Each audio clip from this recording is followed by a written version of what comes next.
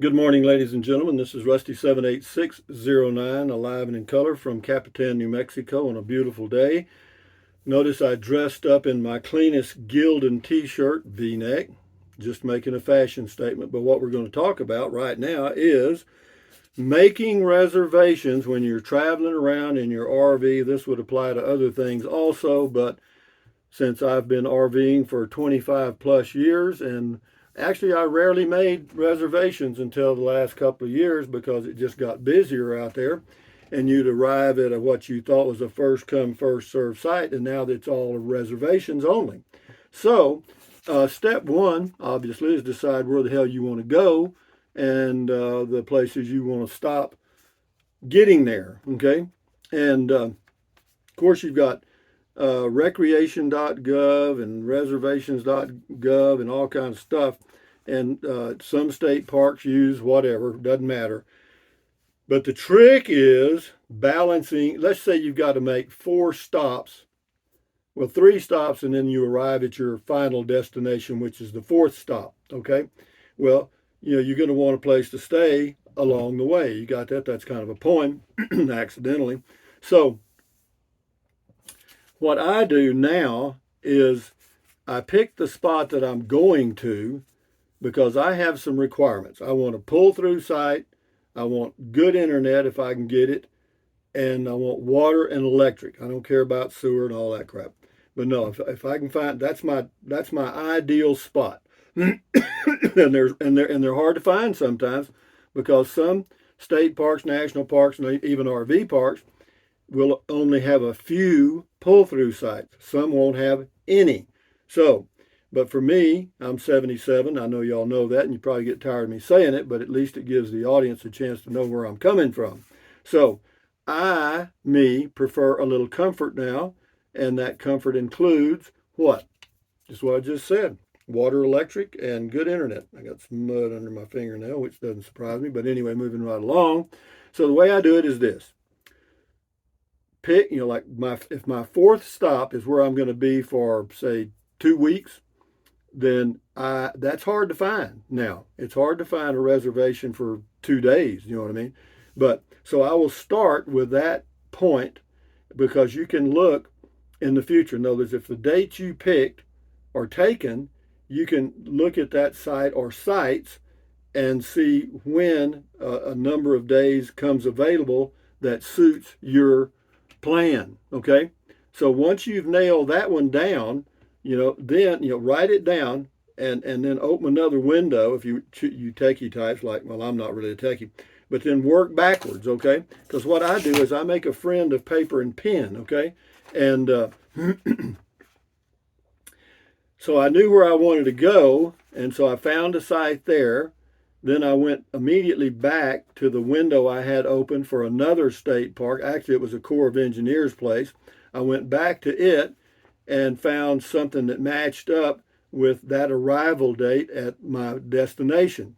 And then I picked a couple of days there and went back until I got to my starting point, or close to the closest stop to my starting point, or my first night, and booked reservations that way. And bear this in mind too. You're right. Let's say you're going to stay 3 nights at a place, and then move to the second site, and on and on and on. So I always try to stay 2 or 3 nights. I mean, one night is, that's just, I want to relax. You know what I mean? I don't want to rush. So I usually stay 2 or 3 nights, usually 3, particularly if I'm reserving sites at state parks, because sometimes they'll have if you pay for 2 nights, you get the 3rd night free, or they'll have some kind of gimmicky stuff. And I always want to take advantage of that. So let's just say I reserved a site for 3 nights. All right, let's just say I was arriving at my first site on August the 1st. That'd be August the 1st, 2nd, 3rd. All right, so that means I'm leaving on the 4th. All right, and arriving at my second destination on the 4th. So you got to keep your days in order. That's why I say write it down. Or what you may end up with is, whoops, I got my departure and arrival dates off by 1 day. Well, I guess you can go to a Walmart or park on the side of the road for that day, but that may not be the most exciting thing you've ever come up with. And bear in mind that, when you're making reservations, Walmart is an option, not a great one, but it's an option. BLM sites, boondocking, that's an option. For me, it's not a great option anymore. Why? Because I like comfort, man. I like to run the air conditioner when it's warm. I like to run the heater when it's cold. And you know what I mean? And watch a little YouTube TV or whatever it is, YouTube video and stuff. So, yeah, and try to keep, at least for me, on this right here, I travel, let's see, 1, 2, 3, actually 4 days. The day I leave, I'll travel about 75 miles to my first stop, and I'm going to stay like 3 nights, and then I'll travel 150 miles to my second stop, and then be there for probably a week or so. And then I'm going to travel 195 miles to my third stop, be there for a couple of 3 days, and then 140 miles to the final stop, which I'll be at for a few days. And I will extend if possible, because I could only find a 5-day window, and I may not like the place anyway because I've never been there before. And if they have the no-see-ums that drive you nuts, I won't be there 4 days or 2 days, 3 days. You know what I mean? I can't stand those things. So you see, I've got short hops. You know what I mean? All of those can be accomplished in 4 hours or less. All right, for me, and I'm driving 55 miles an hour in a Class C motorhome. That's what this is. And I'm towing a tow vehicle, a Chevy Spark that weighs 2,315 pounds on a tow dolly, that gets the front wheels off the ground. And you're not supposed to tow over 55 miles an hour. Of course, if that's the rule. That's just apparently a suggestion. I mean, you'd be going 55 and a guy will pass you in a motorhome going 75 or 80, towing a vehicle. But that's their choice. When they lose their car, that's their business. But yeah, so making reservations can be really easy if you make a friend of paper and pen and keep organized with your leave date and arrival dates. You know what I mean? And also, if you start with the place you want to end up first and work kind of backwards or in the middle and back, work around. And, if you have to stay an extra day to balance things out, that's not all bad, because it's cheap. Because on my whole trip that I've planned, it's a 19-day trip. The camping fees will be $126, and it's 500 miles. And for me, at 10 miles a gallon, 4 miles or $4 a gallon, be $200. So I'm looking at $326 for 19 days. So that averages out to about, I don't know, $18 a day for gas and camping. Is that cheap? Hell yeah. Because see what I do, I budget for when I get on the road and travel, I budget $600 a month for camping and gasoline. And that's a pretty good budget. That's reasonable. And I can come under that because I can find places like, you can stay at BLMs that are improved. Some of them are like $350 a day. Some of them may be 10, and you can stay at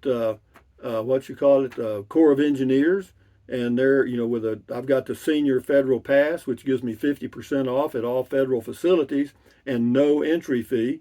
And so if I can find those around, I'll stay because Corps of Engineers is $10 a day with the discount. The really improved sites with water and electric at BLM, same thing, $10 a night. But that's not bad. And it depends on what state you're in, what the state park fee is going to be. National parks, you get 50% off. So you can travel pretty cheaply, but you're going to have to go through that 1.5 day of frustration where you make some reservations on out there so that you've got a place to stay. That's what you want. That's the key. Now, I don't know if anybody has first come, first serve sites anymore, unless it's boondocking, because I know that the state of New Mexico, I think everything is reserve. Corps of Engineers is going to all reservations for their improved sites. Corps of Engineers is all reservation now, reservation only.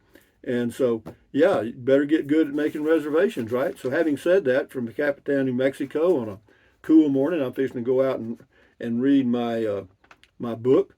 What book was I reading? What's the name? I can't even remember the name of the author now. He writes about stuff on.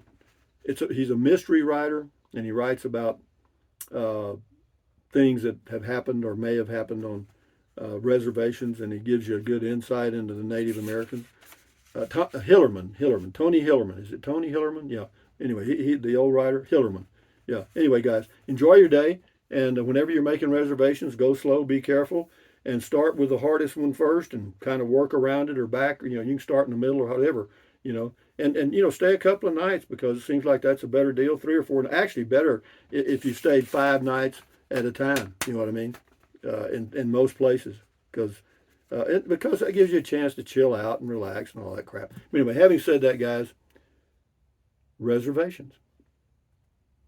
Thumbs up, carpe diem, adios, bye bye. Carpe diem means seize the day in Latin. Carpe diem, adios, bye bye. Buy anything you want anytime. But if you think about it, use the link to Amazon products in the description of all of my videos. Why?